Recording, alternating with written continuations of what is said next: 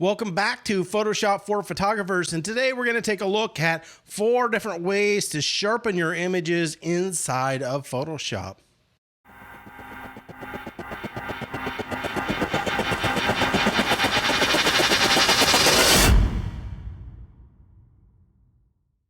Now, do we need to know 4 completely different ways to sharpen an image inside of Photoshop? You really only need to use one of these.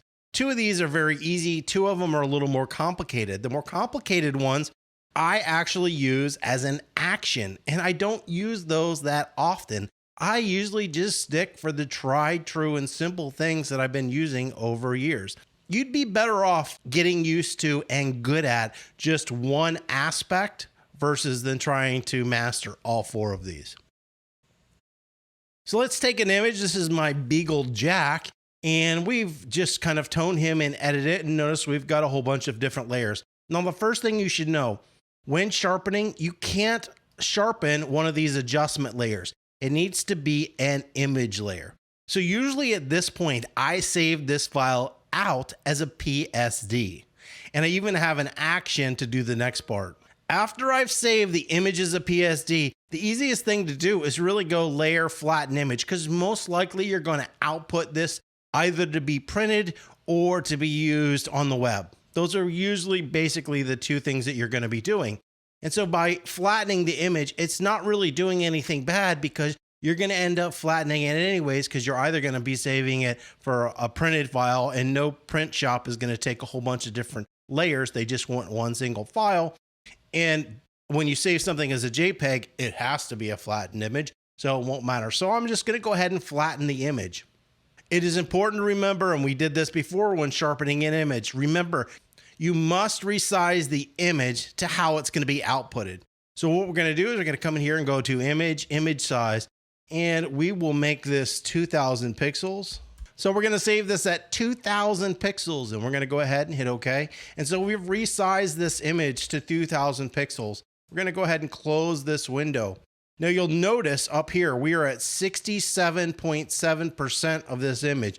If you want to really see how it's going to be sharpened, you want to make sure that you're at 100%. This is going to give you a true idea of the sharpening. If it's reduced down, you're not going to see truly how the sharpening is accurately affecting your image. So we're going to go ahead and zoom out to 100%. So step number 1, the oldest method in here. And it's kind of odd, and a lot of people get confused at it, because when you think of sharpen an image, you would sharpen it, but this is actually called Unsharp Mask. So it makes it sound like you're going to make it unsharp or not sharp, but it's actually sharpening. And there is a sharpen, and here's a sharpen here too, but that's not actually what you use. You use Unsharp Mask. Now this one's been around forever. Now, the trick with these next 2 methods is trying to understand the amount. What is cool is that we are seeing it at 100%. And in my little preview window here, I can scroll over and see that at 100%.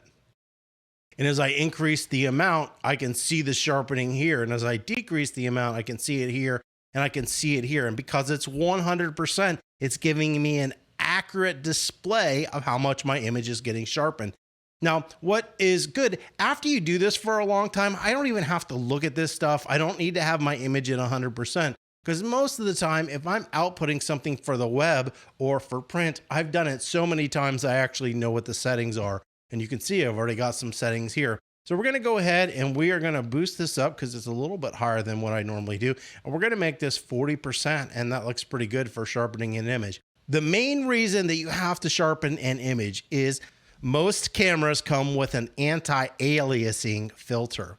That filter gives you a softer grain. It helps remove some of the grain and do a few other things. However, it makes your image a little bit soft when doing that. And I've noticed over the years that Canon definitely needs this more than Nikon does. We are sharpening this final image, and this is one of the last things that you want to do. You never want to do this in the beginning. You're like, ooh, this image isn't sharp.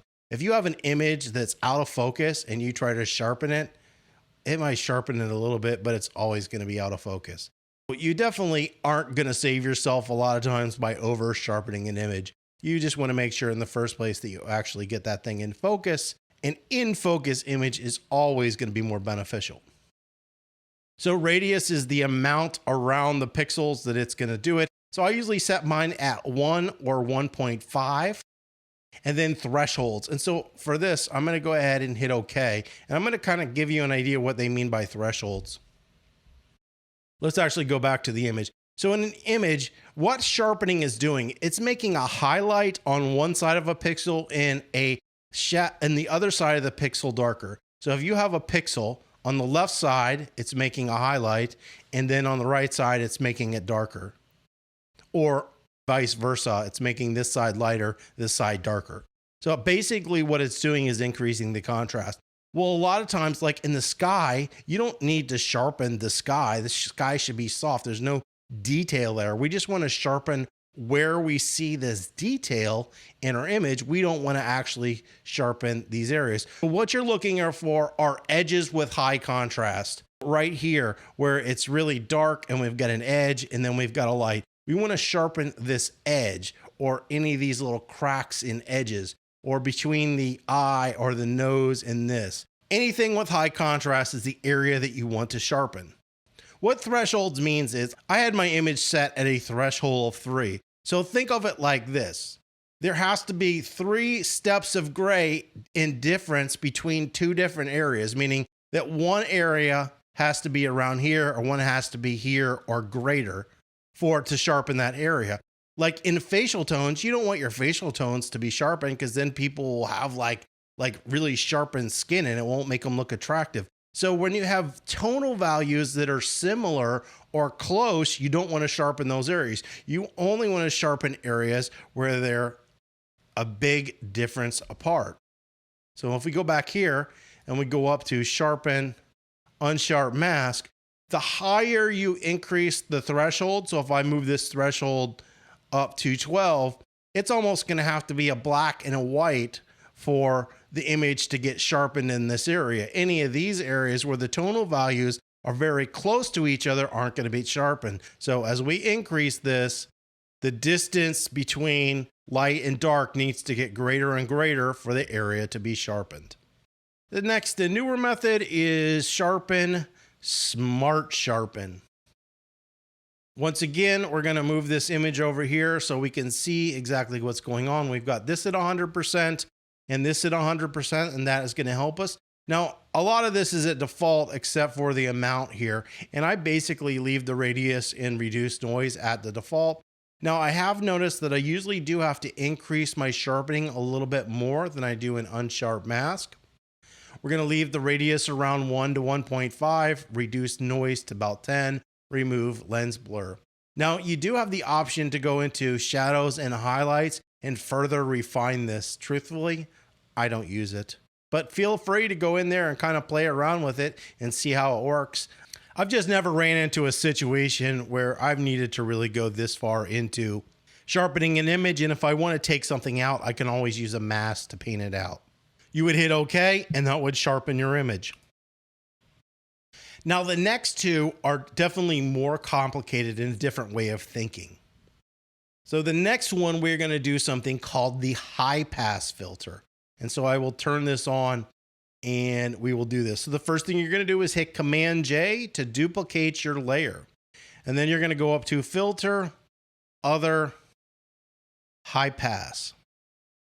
Now, I always leave my radius at 2. The higher the number, the more detail you're going to be picking up. The lower the number, the less detail you're going to pick up. What this is doing is it's just picking out the sharp detail in the image. And that way, when we sharpen this, it's just the detail and it's not the flat other tones that we have in here, like skin tones and sky and stuff where there isn't any detail anywhere, because you don't want to sharpen an area where there's no detail. So it's just looking for the detail in the image. So as I increase this, as you see, it's getting more and more and more detail. We don't want that. We're just going to set this at 2. So I usually set this at 2 if I can get it at 2.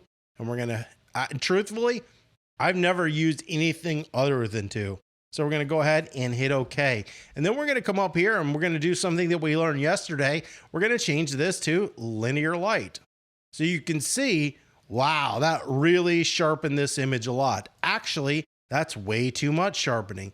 So what we're going to do is actually go up here and decrease the amount that we have. And so I can come up here and say, okay, about 38% is what I want to do for sharpening.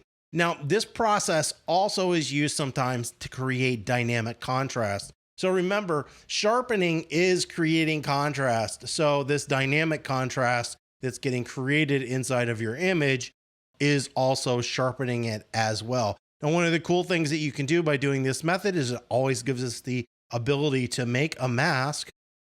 And then we're going to go ahead and paint black. Like we need to be in the brush.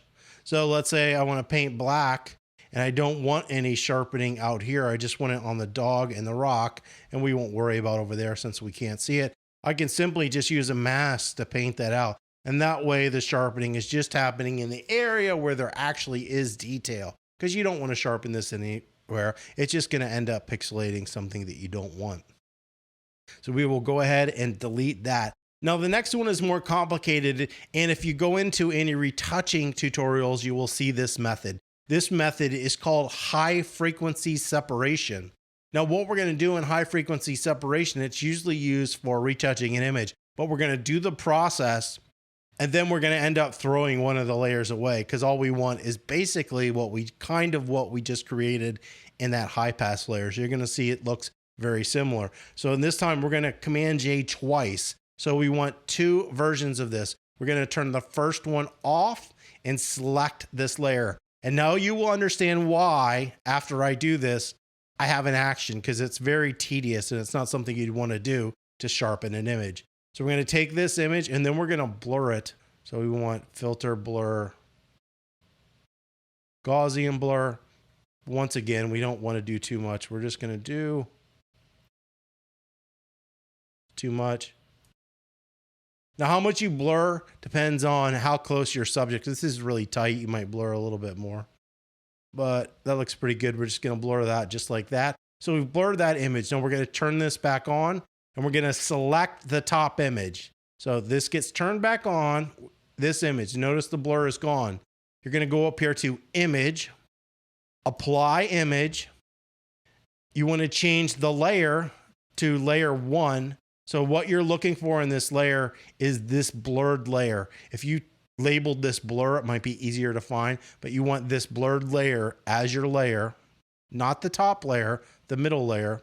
And then you want to change this to subtract with a scale of 2 and offset of 128. Now, once again, we see we get that weird gray effect where it's selecting out just the detail. And we're going to go hit OK. And we're going to change this blending mode to linear light once again.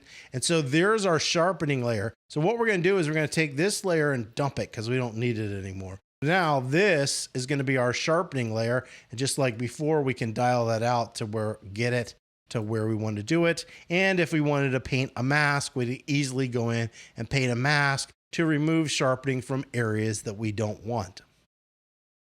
Hopefully that's been helpful. Those are the 4 different ways in which you can sharpen an image inside of Photoshop.